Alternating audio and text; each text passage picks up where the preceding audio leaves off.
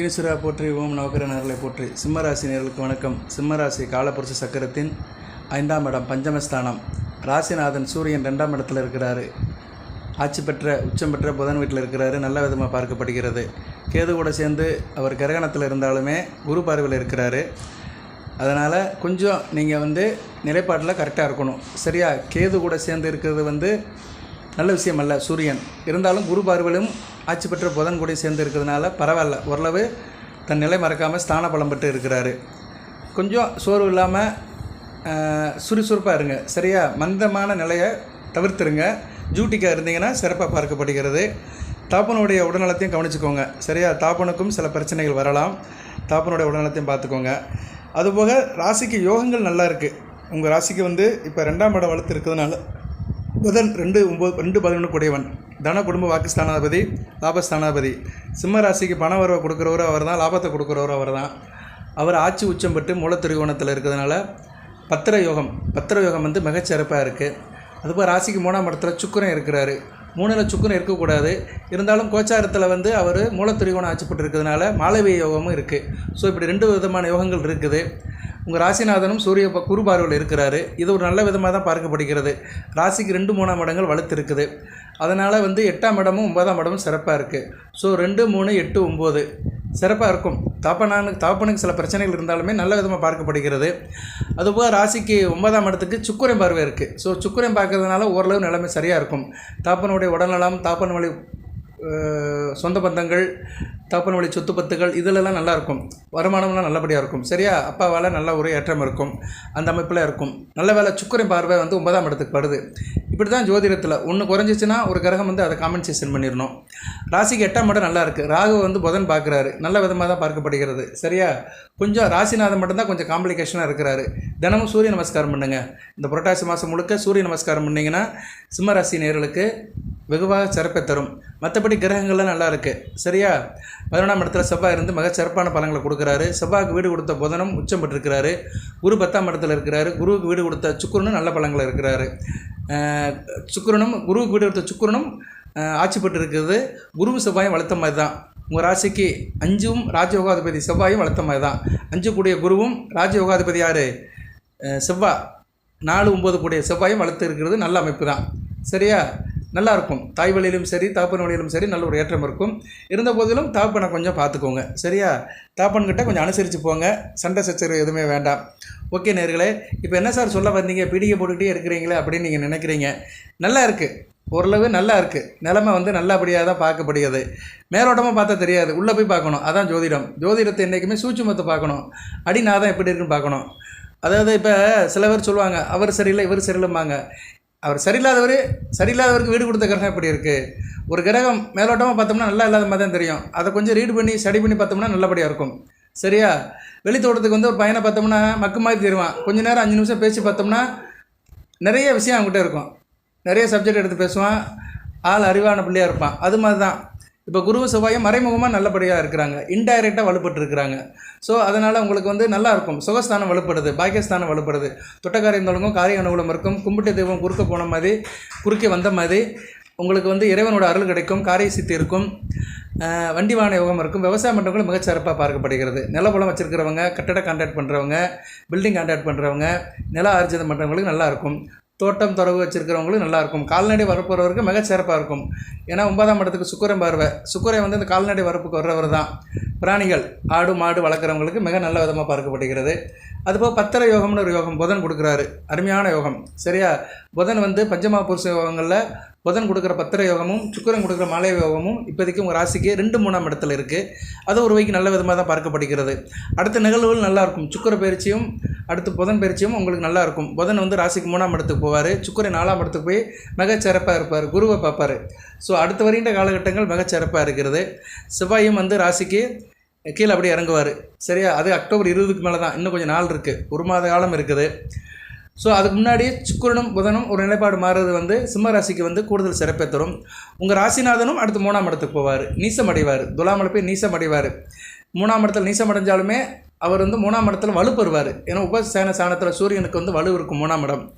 So சிம்மராசினியர்களுக்கு தற்சயமே நல்லா தான் இருக்குது. 9ஆம் இடத்துல 8ஆம் இடத்துல ராகு இருக்கிறது தான் ஒரு காம்ப்ளிகேஷன். சரியா? 8ஆம் இடத்துல ராகு, 7ஆம் இடத்துல சனி. இவங்க 2 பேர், சனி பகவான் இவங்க 2 பேர் இருக்கிறதா கொஞ்சம் டிஸ்டர்பன்ஸு. மற்ற கிரகங்கள்லாம் ஓரளவு ரிலேட்டடாக தான் இருக்குது. உங்கள் ராசிக்கு சாதகமாக தான் இருக்குது.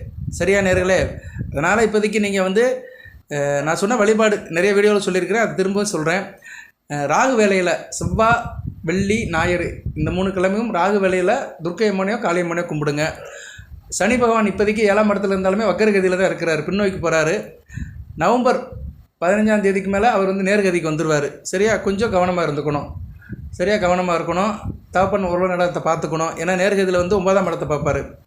அவர் வந்து 7ஆம் இடத்துல இருந்தாலே அவருடைய பிரச்சனை என்னென்னா 9ஆம் இடத்தையும் 4ஆம் இடத்தையும் பார்ப்பார், ராசியும் பார்ப்பார். ஒருத்தங்களுக்கு வேண்டிய தாய் தகப்பனை பாதிப்பார். அதான் கண்டகச்சனி இருக்கக்கூடாதுமாங்க. 7ஆம் இடத்துல சனி பகவான் இருந்தாலே பிரச்சனை. ஜனன ஜாதகத்திலேயோ கோச்சாரத்திலேயோ 7ஆம் இடத்துக்கு சனி வந்துட்டாலே அவருடைய பார்வை 9ஆம் இடத்துலையும் இருக்கும், 4ஆம் இடத்துலையும் இருக்கும், ராசிலையும் இருக்கும். உங்களையும் தனிப்பட்ட முறையில் பாதிப்பார், மனதையும் உடலையும் பாதிப்பார், தாய் தகப்பனையும் பாதிப்பார். யாரோ ஒருத்தர் பிரச்சனையை கொடுத்து உங்களை வந்து சஞ்சலப்படுத்த வைப்பார். ஸோ இப்போதைக்கு ஒன்றும் பிரச்சனை இல்லை. நவம்பர் 15ஆம் தேதிக்கு மேலே கொஞ்சம் கவனமாக இருக்கணும். சரியா? அந்நேரம் வந்து ஆஞ்சநேயர் வழிபாடு பண்ணணும். சனிக்கிழமை தோறும் ஈஸ்வரன் கோயிலுக்கு போனோம், சிவபெருமானை கும்பிட்டு சனி பகவானுக்கு வழக்கு போட்டு வரணும். இன்னும் நிறைய இருக்குது. சிம்மராசிக்கு அடுத்த அஷ்டமச்சனியாக மாறிடுவார். வருகிற மார்ச் 29ஆம் தேதிக்கு மேலே அஷ்டமச்சனியாக மாறிட்டாருன்னா இன்னும் அவரோட தாக்கம் அதிகமாக இருக்கும். ராகு 7ஆம் இடத்துக்கு வந்துடுவார். ஸோ கொஞ்சம் குருஷியலாக தான் இருக்குது. அடுத்து 2025 வந்து ரிஷபராசிக்கு வந்து சிம்ம ராசிக்கு வந்து சனி ராகுவோடைய பயிற்சிகள் வந்து நல்ல விதமாக பார்க்கப்பட மாட்டாது. ராசியில் வேறு கேது வந்துடுவார். சரியா? ராசியில் கேது, 7ஆம் இடத்துல ராகு, 8ஆம் இடத்துல சனி. குரு மட்டும் கொஞ்சம் சுமாராக இருப்பார். 11ஆம் இடத்துலேருந்து கொஞ்சம் பலன்களை கொடுப்பார். சரியா? 11ஆம் இடத்துலேருந்து ஓரளவு பேலன்ஸ் பண்ணுவார். ஸோ 2025 மார்ச்சுக்கு பின்னாடி சிம்ம ராசிக்கு கொஞ்சம் குருஷியலாக தான் இருக்கும். நான் இப்போயே சொல்கிறேன், யாரும் தவறாக எடுத்துக்காதீங்க. ஏன்னா நான் அமைப்பாக சொல்கிறேன். ஒரு ஜோதிடர் என்ற முறையில் நிகழ்காலத்தில் நின்றுக்கிட்டு எதிர்காலத்தை கணிக்கிறேன். நீங்கள் நினைக்கிறீங்க இதை சொல்கிறது தான் வீடியோ போட்டியா, இதை நீ சொல்லாமே இருக்கலாமே, 2025 எங்களுக்கு நல்லா இருக்காதுன்னு சொல்கிறதுக்கு ஒரு வீடியோவா அப்படின்னு நீங்கள் நினைக்கிறீங்க. சொல்ல வேண்டியதை சொல்லி தான் ஆகணும். சரியா? வருமுன் காக்கணும், வளமாக இருக்கணும். நான் சில பேருக்கு சில தகவல்களை இதுலேருந்து தான் போய் தேரும். சொன்ன பின்னாடி தான் உங்களுக்கு தெரியும், சரி அடுத்த வருஷம் இப்படிலாம் இருக்குது, நமக்கு கிரக நிலையில் இப்படிலாம் வருதுன்னு ஒரு ஐடியா கிடைக்கும். அதுக்காக தான் சொல்கிறேன். என்றைக்குமே சொல்ல வேண்டியதை சொல்லிடணும். வாய்க்கால் போட்டு மென்னக்கூடாது. ஓப்பனாக சொல்லணும். நல்லதோ கெட்டதோ பார்ப்போம், இதுவும் கடந்து போகும் அப்படின்னு நினச்சிக்கணும். பட் இப்போதைக்கு நல்லா தான் இருக்குது. சிம்மராசிக்கு வந்து பத்திர யோகம் நல்லா இருக்குது. 2ஆம் இடத்துல புதன் வந்து நல்ல நிலைமையில் தான் இருக்கிறாரு. நல்லாயிருக்கும். ஆரம்ப கல்வி படிக்கிற மாணவர்கள் நல்லாயிருக்கும். குடும்பத்தில் ஒரு கலகலப்பாக இருக்கும். குடும்பத்தில் ஒரு 12 ஜாலியாக இருப்பீங்க. கேலியும் கிண்டலுமாக இருப்பீங்க. விளையாட்டு போக்கு இருக்கும். அது மாதிரி சொல்லிக் கொடுக்குறவங்களும் நல்லாயிருக்கும். டீச்சர்ஸ் வேலை பார்க்குறவங்க, டியூஷன் எடுக்கிறவங்க, பேசி பொழைக்கிறவங்க, வக்கீல் வேலை பார்க்குறவங்க, பட்டிமன்ற நடுவர்கள், திரைப்படத்துறையில் வேலை பார்க்குறவங்க, டப்பிங் குரல் கொடுக்குறவங்க, இப்படி நிறைய சொல்லலாம். பின்னணி பாடகர்கள், எங்களை போன்ற ஜோதிடர்கள், இவங்களுக்கு நல்லாயிருக்கும். ஏன்னா 2ஆம் இடத்துல புதன் வந்து நல்ல நிலைமையில் இருக்கிறார். கேது இருந்தாலும் ஒரு பிரச்சனை இல்லை, குருபாரிவில் இருக்கிறார், அது கேல யோகம். புதன் வந்து 2ஆம் இடத்துல இருக்குது பத்திர யோகம். 3ஆம் இடத்துல சுக்கிரன் இருக்குது மாளவிய யோகம். அதே மாதிரி சூரியனை வந்து சிவன் பார்க்குறது, குரு பார்க்குறது சிவராஜ் யோகம். சூரியனும் புதனும் சேர்ந்து 2ஆம் இடத்துல நல்ல நிலைமையில் இருக்கிறது சூரிய நாராயண யோகம். ஸோ இப்படி பலதரப்பட்ட யோகங்கள் வந்து ராசிக்கு 2, 3ஆம் இடத்துல இருக்குது. நல்ல விதமாக தான் பார்க்கப்படுகிறது. நல்லா பேசுவீங்க. கவிதை கட்டுரை எழுதுறவங்களும் நல்ல ஒரு காலகட்டமாக இருக்கும். படிப்பு நல்லபடியாக இருக்கும். ஆரம்ப கல்வியும் உயர்கல்வியும் மிகச்சிறப்பாக பார்க்கப்படுகிறது. குடும்பத்தில் ஒரு விருத்தி இருக்கும். குடும்பத்தில் ஒரு சந்தோஷம் இருக்கும். ஒருத்தருக்கு ஒருத்தர் விட்டு கொடுத்து போவீங்க. குடும்ப உறுப்பினர்கள்கிட்ட ஒரு நல்லா இருக்கும், ஒரு இணக்கம் இருக்கும். வாய்க்கு ருசியாக சாப்பிடுவீங்க. மேத்தமெட்டிக்ஸ் படித்தவங்களுக்கு நல்லாயிருக்கும். கணிதம் சம்மந்தப்பட்டவங்களுக்கு, எம்எஸ்சி மேக்ஸு, கூடுதலாக கணக்கு டீச்சர்ஸ் இவங்கெல்லாம் சொல்கிறாங்கள, கணிதம் படித்தவங்க, அது சம்மந்தப்பட்ட தொழிலில் இருக்கிறவங்களுக்கு நல்லாயிருக்கும். அக்கௌண்டண்ட் வேலை பார்க்குறவங்களும் நல்லாயிருக்கும். சிஏ படித்தவங்க அவங்களுக்கு நல்லாயிருக்கும். சார்ட்டர்ட் அக்கௌண்ட்டுக்கெலாம் மிகச்சிறந்த காலமாக பார்க்கப்படுகிறது. பண வசதி சிறப்பாக இருக்கும். நல்ல ஒரு கேரக்டர் வைஸ் நல்லபடியாக இருப்பீங்க. ஷார்ட்டாக லாபங்கள் கிடைக்கும். துரிதமான லாபங்கள். எந்த ஒரு காரியத்தை பண்ணாலுமே அதில் வந்து அவுட்புட் வந்து சீக்கிரமாக இருக்கும். அதனால் லாபங்கள் நிறையா இருக்கும். பிள்ளைகள் விஷயத்தில் நல்ல ஒரு ஏற்றம் இருக்கும். வாக்கு திறமை உண்டு. சரியா? வாக்கு திறமை உண்டு. வர்றதை வந்து முன்கூட்டியே யோசிக்கிற திறமையும் இருக்கும். நாவாலும் சரி புத்தியாலும் சரி நல்ல ஒரு பேர் எடுப்பீங்க. சாஸ்திரம் படித்தவங்களும் நல்லாயிருக்கும். வேத விற்பனர்கள், சாஸ்திரம் படிக்கிறவங்க, அதுபோக சயின்டிஸ்டாக இருக்கிறவங்க, எங்களை போன்ற ஜோதிடர்கள், இவங்களுக்கெல்லாம் இந்த காலகட்டம் வந்து நல்லாயிருக்கும். சிம்மராசியில் பிறந்தவங்களுக்கு பிரச்சாரம் பண்ணுறவங்க, அரசியல் பிரச்சாரம், அப்போ ஆன்மீக பிரச்சாரம், இது சம்மந்தப்பட்ட பிரச்சாரம் பண்ணுறவங்களுக்கெல்லாம் நல்லாயிருக்கும். அது என்ன சொல்லுவாங்க, பிரச்சங்கம்பாங்க. அதாவது வந்து சொற்பொழிவாளர்களுக்கெல்லாம் சூப்பரான காலமாக பார்க்கப்படுகிறது. வித்வான்களுக்கும் நல்லாயிருக்கும். வித்வான்கள்லாம் என்ன, ஒரு கலை சம்மந்தப்பட்டதில் தேர்ந்தவர்கள். எத்தனையோ வித்வான் இருக்காங்க. நாதஸ்வர வித்வான், தபல் வித்வான், இப்படி நிறைய வித்வான் இருக்காங்க. இசைக்கலைஞர்கள், இசைக்கருவி மீட்டவங்களுக்கெல்லாம் மிகச்சிறப்பாக இருக்கும். புஸ்தகம் படிக்கிறவங்களும் நல்லாயிருக்கும். இந்த காலகட்டத்தில் நிறைய பேர் புஸ்தகமெல்லாம் படிக்கிறதில்ல. எல்லாம் யூடியூப்பில் போய்ட்டு இருக்குது, எல்லாம் ஃபோனில் போகுது, ஸ்மார்ட் ஃபோனில் போகிறது. 4G 5G அப்படின்னு ஸ்மார்ட் ஃபோனில் போகிறது. இருந்தாலும் புஸ்தகம் படிக்கிற ஜெனரேஷன் ஒன்று இருக்க தான் செய்யுது. அதை சேர்ந்தவங்களும் இருக்கிறாங்க. லைப்ரரி போய் புஸ்தகம் படிக்கிறவங்களுக்குலாம் இந்த காலகட்டம் மிகச்சிறப்பாக இருக்கும். புஸ்தகம் படிங்க. சிம்மராசி நேயர்களுக்கு இந்த வீடியோ வாயில நான் சொல்கிறது, புக்கு படிங்க. புக்கு படிக்கிறது அறிவை வளர்க்கும். அதாவது புஸ்தகம் மூலமாக நம்ம படித்து தெரிஞ்சுக்கிற விஷயம் வாழ்நாள் முழுக்க மறக்காது. அதுதான் ஒரு முக்கியமான விஷயம். புஸ்தகத்தில் உள்ள ஒரு பெரிய பெனிஃபிட்டு அப்படின்னா, புஸ்தகமாக படிக்கிறது அது எப்போயுமே பசு மரத்தில் ஆணி அடித்த மாதிரி மனதிலேயே நிற்கும். மற்ற விஷயங்கள்லாம் போயிடும். 10 விஷயம் கட்டோம்னா 2 தான் ஞாபகத்தில் இருக்கும். ஆனால் புஸ்தகம் படிக்கிறதுல 10 விஷயம் படித்தோம்னா அதில் குறைஞ்சது ஒரு 6 விஷயம் மைண்டில் இருக்கும். வாழ்நாள் முழுக்க இருக்கும். பெருகி போகும். அதனால் புஸ்தகம் படிக்கிறவங்க நல்லாயிருக்கும். லைப்ரரி சம்மந்தப்பட்ட வேலையில் இருக்கிறவங்க நல்லாயிருக்கும். கல்வி அறக்கட்டளை வச்சுருக்கிறவங்க, புஸ்தக ஸ்டால் வச்சுருக்கிறவங்களுக்கெல்லாம் மிகச்சிறப்பாக நல்லாயிருக்கும். ஆள் நல்லா இருப்பீங்கங்க. அதுபோல் இளைய சகோதர வழியில் நல்ல ஒரு ஏற்றம் இருக்கும். காரிய அனுகூலம் இருக்கும். கலை சம்மந்தப்பட்ட துறையில் இருக்கிறவங்களுக்கு மிக நல்லாயிருக்கும். குறிப்பாக சித்திரக்கலை, ஓவியக்கலை, கலை சம்மந்தப்பட்டவங்களுக்கு நல்லாயிருக்கும். 3ஆம் இடத்துல சுக்கிரன் இருக்கிறாரு. 9ஆம் இடத்தை பார்க்குறது நல்ல அமைப்பு தான். சரியா, மகாலட்சுமி யோகம் கை கொடுக்கும். பாக்கியஸ்தானத்தை சுக்கிரன் அப்பலுக்கென்று பார்க்குறதுனால கையில் காசு பணம் நல்லபடியாக பார்க்கப்படுகிறது. நிறைய பேர் கேட்பாங்க, நீங்கள் இந்த விவசாயம் பண்ணுறவங்களுக்குலாம் சொல்ல மாட்டேங்கிறீங்களே சார், விவசாயம் பண்ணுறதுக்குன்னா அந்த கிரகங்கள் நல்லா இருக்கணும். இப்போ சிம்ம ராசிக்கு விவசாயம் நல்லா தான் இருக்குது. சரியா, சனி பகவான் 6ஆம் இடத்தை நோக்கி வராரு. செவ்வாய் ராசிக்கு 11ஆம் இடத்துல இருக்கிறாரு. விவசாயம் பண்ணுறவங்களுக்கு நல்லா தான் இருக்குது. நான் சொல்லுவேன், எல்லா வீடியோவிலும் எல்லாத்தையும் திருப்திப்படுத்த முடியாது. சில கிரகங்களுக்கு ஏற்ற மாதிரி தான் தொழில் நிலை மாறுபடும். சில கிரகங்கள் சில தொழிலுக்கு வரும். அந்த கிரகங்கள் சாதகமாக இருக்கும்போது சம்மந்தப்பட்ட தொழிலும் நல்லாயிருக்கும். இப்போ செவ்வாய் நல்ல நிலைமையில் இருக்கிறாரு. சரியா, நல்லா தான் பார்க்கப்படுகிறது. நிலம் சம்மந்தப்பட்டவங்களுக்கு நல்லாயிருக்கும். விவசாயங்கிறது நிலம் தானே, நிலத்தை போட்டு தானே விவசாயம் பண்ணுறாங்க. ஆகாயத்தில் விவசாயம் பண்ணலை, தரையில் தானே விவசாயம் பண்ணுறாங்க. ஸோ விவசாயம் பண்ணுறவங்களுக்கு நல்ல விதமாக பார்க்கப்படுகிறது. அதுபோக டாக்டர்ஸ், அறுவை சிகிச்சை டாக்டர்ஸ், யூனிஃபார்ம் சர்வீஸில் இருக்கிறவங்க, போலீஸ் டிபார்ட்மெண்ட்டு, ஆர்மி, நேவி, இவங்களுக்கு நல்ல விதமாக தான் இருக்குது. நல்ல விதமாக தான் பார்க்கப்படுகிறது. ஏன்னா செவ்வாய் மறைமுகமாக வலுப்படுறாரு. செவ்வாய் வீடு கொடுத்த புதன் உச்சம் பெறாரு. குருவுக்கு வீடு கொடுத்த சுக்கிரனும் ஆட்சி பெறாரு. ஸோ குரு நல்ல நிலைமையில் தான் இருக்கிறார். 5 கூட நல்ல நிலைமையில் இருக்கிறனால பிள்ளைகள் விஷயத்தில் நல்ல ஒரு ஏற்றம் இருக்கும். சரியா, பிள்ளைகள் விஷயத்தில் நல்ல ஒரு ஏற்றம் இருக்கும். பிள்ளைகளோட படிப்பு, திருமண அமைப்பு நல்லபடியாக முடியும். அதிர்ஷ்டமும் கை கொடுக்கும். சரியா, அதிர்ஷ்டமும் கை கொடுக்கும். அதை நல்ல விதமாக வச்சுக்கோங்க. குருஷியல் 7ஆம் இடம் 8ஆம் இடம் தான், கொஞ்சம் கவனமாக இருக்கணும். சரியா, மற்றபடி சிம்ம ராசிக்கு அப்படி சுற்றி பார்த்தோம்னா நான் ஓரளவுக்கு எல்லா கிரகத்தையுமே சொல்லிட்டேன். நான் கவர் பண்ணிட்டேன். நல்ல விதமாக பார்க்கப்படுகிறது. இதில் அடுத்த சஞ்சாரம் பார்க்கும்போது புதன், சுக்கிரன், சூரியன், இந்த 3 கிரகங்கள் அடுத்த வருட காலத்துக்கு நல்ல நிலைமை கொடுக்குறாங்க. நவம்பர் 15 வரைக்கும் சனி பகவான் ஒரு நல்ல பலனை கொடுப்பாரு. அதுக்கு மேலே தான் அவர் நேர்கதியில் பயணம் ஆயிடுவார். வக்கர நிவர்த்தி ஆகி 7ஆம் இடத்துல நேர்கதியில் பயணம் பண்ணுவார். நல்ல அமைப்பு இல்லை. ராகு இப்போதைக்கு நல்ல பலன்கள் இல்லை. 8ஆம் இடத்துல இருக்கிறாரு. ஸோ அவர் அடுத்த 18, அது 18னா இப்படி 2025 மே 18ஆம் தேதி தான் அவர் ராசிக்கு 6ஆம் இடத்துக்கு வராரு. ஸோ 2025 மே 18க்கு மேலே ராகு நல்ல பலன்களை கொடுப்பார். அவர் ராசிக்கு நல்ல பலன்கள் கொடுக்க மாட்டார். ஏன்னா 7ஆம் இடத்துக்கு தான் வராரு அவர். சாரி, நான் முதல்ல சொன்னேன், இதை சொல்லிட்டேன், நான் வீடியோவில் சொல்லிட்டேன். நான் முதல்ல சொல்லிட்டேன், சனி ராகு பயிற்சி அடுத்த வருஷம் நல்லா இருக்காது. சரியா, 2 பேருமே 7, 8 சம்மந்தப்படுறதுனால நல்லா இருக்காது. கேதுவும் அந்த அளவுக்கு சிறப்பாக செய்ய மாட்டார். சிம்மத்துக்கு வருவார், ராசியில் இருப்பார், சோம்பேறித்தனத்தை கொடுப்பாரு. சரியா, ஒரு மாதிரியான மந்த நிலையை தான் கொடுப்பாரு. சிம்மத்தில் கேது இருக்குது, நல்ல அமைப்பு இல்லை. ஸோ அடுத்த வருடம் நடக்கிற ராகு கேது பயிற்சிகளும் சனி பயிற்சியும் சிம்ம ராசிக்கு நல்லா இல்லை. அஷ்டம சனி ஆரம்பம் கஷ்டம்தான். சரியா, ஓகே, அது வேண்டாம், சொன்னதே திருப்பி சொல்ல வேண்டாம். குரு பயிற்சி மட்டும் நல்லாயிருக்கும். குரு பயிற்சி மட்டும் 2025 ஒரு மாற்றத்தை கொடுக்கும்.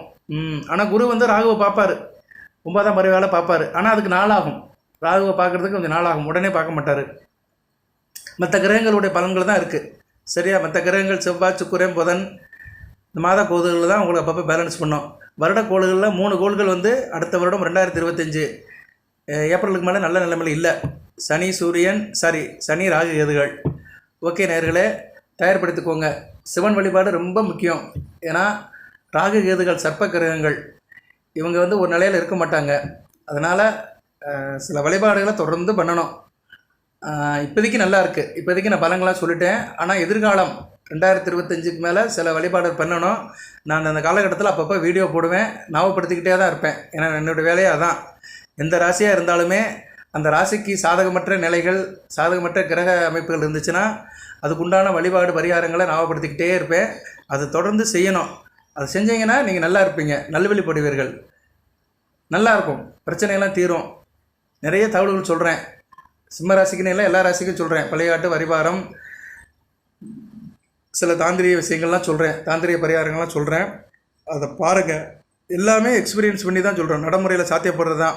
எக்ஸ்பீரியன்ஸ் பண்ணி எக்ஸ்பெரிமெண்ட் அப்படின்னு என்ன, நடைமுறைக்கு சாத்தியப்பட்டு அது நல்ல பலன்கள் கிடைக்கிறதான் சொல்லுவோம்.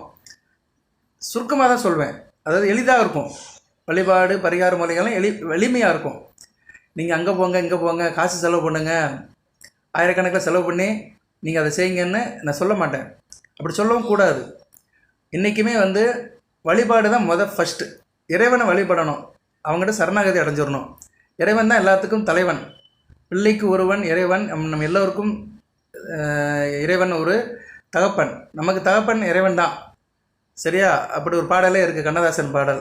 பிள்ளைக்கு ஒருவன் இறைவன், நம் எல்லோருக்கும் தலைவன் இறைவன். அப்படி சரியா? தந்தை இறைவன். அப்படி ஒரு 2 வரிகளை சொல்லியிருக்கிறார். அருமையான பாடல். அந்த பாடல் வரிகளின்படி பார்த்தோம்னா இறைவன்கிட்ட போய் சரணாகதி அடைஞ்சிடணும். நம்ம கஷ்டத்தெல்லாம் அவங்ககிட்ட கொடுத்துடணும். கஷ்டத்துக்கு வழியை செய்கிறவர் இறைவன் தான். நமக்கு உதவி புரிய எல்லா நேரமும் காத்திருக்கிறாரு. நமக்கு உதவி புரிவதற்கு எல்லா நேரமும் காத்துட்ருக்கிறாரு. அவருக்கு இவ்வளவோ இருக்குது. இறைவனோட மகிமை சொல்லிகிட்டே போகலாம். நம்ம தான் அவரை போய் அணுகணும். அணுகி நல்ல நிலைமையில் நம்ம கஷ்டத்தெல்லாம் சொல்லணும். தினமும் பூஜை பண்ணணும். இறைவனை துதிக்கணும், நாமத்தை சொல்லணும். அதை பழகிட்டிங்கன்னா அது ஒரு சந்தோஷத்தை கொடுக்கும். தினமும் சாமி கும்பிட்டு வரவங்களுக்கு ஒரு நாள் சாமி கும்பிடலைன்னா ஒரு மாதிரியாக இருக்கும். இன்றைக்கி ஏதோ ஒன்று இழந்த மாதிரி இருக்கும். அந்த பழக்கம் யாருக்கு வருதோ அவங்க வாழ்க்கையில் முன்னேற போகிறாங்கன்னு அர்த்தம். இறைவனை தொழுதணும். இறைவனை வழிபடுறதுலே ஒரு சுகம் இருக்குது, ஆத்ம சுகம். அந்த ஆத்ம சுகத்தை நீங்கள் ஒரு நாள் அனுபவிச்சிட்டிங்கன்னா அது வாழ்நாள் முழுக்க உங்களை தொடரும். எந்த ஒரு பழக்கமே நம்ம பிடிச்சிக்கிட்டோம்னா நம்மளை விடாது, அது விடாது. நம்ம விட்டாலும் அந்த பழக்கம் விடாது. எப்படி ஒரு நன்றி உள்ள நாய் எஜமான பின்னாடியே ஓடி வருதோ அது மாதிரி அந்த பழக்கம் நம்மளை துரத்தும். அது நல்ல பழக்கம் நம்மளை துரத்தணும். நல்ல பழக்க வழக்கங்கள் ஒரு மனிதனை துரத்த ஆரம்பிச்சிருச்சுன்னா அவன் வாழ்க்கையில் முன்னேற போகிறான்னு அர்த்தம். கெட்ட பழக்க வழக்கம் துரத்துச்சுன்னா அவன் அதோடு கெட்டு போக போகிறான்னு அர்த்தம். கெட்டு குட்டிச்சு வர போகிறான்னு அர்த்தம். அதனால் நல்ல பழக்க வழக்கத்தை வளர்த்துக்கோங்க. அதில் பழக்க வழக்கம் பக்தி. பக்தி ரொம்ப முக்கியம். சரியா? இறைவனை துதிக்கணும், இறைவன் நாமத்தை சொல்லணும். இறைவன் நாமத்தை சொல்ல சொல்ல இறைவன் மனம் குளிர்வார். தெய்வம் மந்திரத்துக்கு அடிமை. அவர் நாமத்தை சொல்லணும். உங்களுக்கு எப்படி தெரியுதோ அப்படி சொல்லுங்கள். சரியா நேர்களே? இதெல்லாம் இப்போ இன்றைக்கி ஏன் இந்த வலியுறுத்தி சொல்கிறேன்னா, வருங்காலத்தில் சில கஷ்டங்கள் சிம்ம ராசிக்கு சுற்றி வரப்போகுது. அதுக்கு இப்போயே தயார்படுத்திக்கோங்க. சரியா? எந்த ஒரு பழக்கமே உடனே வராது. கொஞ்சம் கொஞ்சமாக தான் அதை நம்ம பழகிக்கணும். சரியா? அதுக்காக தான் சொல்கிறேன். இது நல்ல விதமாக எடுத்துக்கோங்க. ஒரு பாசிட்டிவாக எடுத்துக்கோங்க. நல்லதே நடக்கும். தொடர்ந்து வீடியோ போடுறேன். இப்போதைக்கு நல்லா தான் இருக்குது. சரியா? நான் சொன்ன வழிபாடை பண்ணுங்கள், நல்லபடியாக பார்க்கப்படுகிறது. இப்போதைக்கு நான் ஏற்கனவே சொல்லிட்டேன், ராகு வேளையில் அம்மன் வழிபாடு பண்ணுங்கள். துர்க்கை அம்மன், காளி அம்மனை கும்பிடுங்க. அது ஒன்று தான் குருஷியில் இருக்குது. 8ஆம் இடத்துல இருக்கிற ராகு தான். மற்றபடி மற்ற கிரகங்கள்லாம் ஓரளவு நல்ல நிலைமையில் தான் இருக்குது. எதுவும் பெருசாக பாதிப்பு இல்லை. ராசிநாதன் 2ஆம் இடத்துல இருந்தாலுமே கேதுபடியில் இருக்கிறார். கொஞ்சம் சூரிய நமஸ்காரம் பண்ணுங்கள். சரியா? சூரிய நமஸ்காரம் பண்ணுங்கள். சிவநாமத்தை சொல்லுங்கள். காலையில் நினச்சி ஓ நம சிவாய நமகன்னு ஒரு 18 தடவை சொல்லிட்டு விபூதியை நெத்தியில் பூசிக்கிட்டு சிவாய நமகன்னு காரியத்தை செய்யுங்க, கடமையை செய்யுங்க. எல்லாம் நல்லபடியாக நடக்கும். எல்லாம் அல்ல இறைவன் சிம்மராசி நேயர்களுக்கு, மகம் பூரம் உத்திரம் 1ஆம் பாதத்தில் பிறந்தவர்களுக்கு சில சௌபாகியத்தையும் சில ஐஸ்வர்யத்தையும் சில நன்மையிலும் கொடுப்பார். ஆமாம், இன்னொன்று சொல்ல மறந்துட்டேன். மக நட்சத்திரத்தில் பிறந்தவங்களுக்கு நல்லா இருக்குது. ஏன்னா கேது ஓரளவு நல்ல நிலைமையில் இருக்கிறார். வீடு கொடுத்தவன் ஆட்சி பெற்று பக்கத்திலே இருக்கிறாரு. குரு பார்வையில் இருக்கிறாரு. மக நட்சத்திரத்துக்கு பரவாயில்ல. பூர நட்சத்திரத்துக்கு மிக சிறப்பாக இருக்குது. ஏன்னா நட்சத்திரநாதன் ஆட்சி பெற்று இருக்கிறாரு. அடுத்து குரு பார்வைக்கு வருவார். ஸோ பூர நட்சத்திரத்தில் பிறந்தவங்களுக்கு அடுத்தடுத்து வருகின்ற காலம் நல்லாயிருக்கும். ஆண்டாள் பிறந்த நட்சத்திரத்தில் பிறந்தவங்களுக்கு பூர நட்சத்திரத்தில். உத்தரம் கொஞ்சம் கவனமாக இருக்கணும். ஏன்னா சூரியன் கொஞ்சம் வீக்காக இருக்கிறாரு. சரியா? அதனால் உத்தர நட்சத்திரத்தில் பிறந்தவங்க 1ஆம் பாதத்தில் பிறந்தவங்க கம்பல்சரியாக சூரிய நமஸ்காரம் பண்ணணும். நன்றி நேயர்களே. இந்த 3 நட்சத்திரத்தில் பிறந்தவர்களுக்கும் எல்லாம் வல்ல இறைவன் சில சௌபாகியத்தையும் சில ஐஸ்வர்யத்தையும் சில நன்மையிலும் கொடுப்பார். அனைத்து வளங்களின் நலங்களை பெற்று தேக ஆரோக்கியத்துடன் தீர்க்காயுடன் நீடோடி வாழ்க, நிறைந்த வளம் பெறுக. நன்றி நேயர்களே.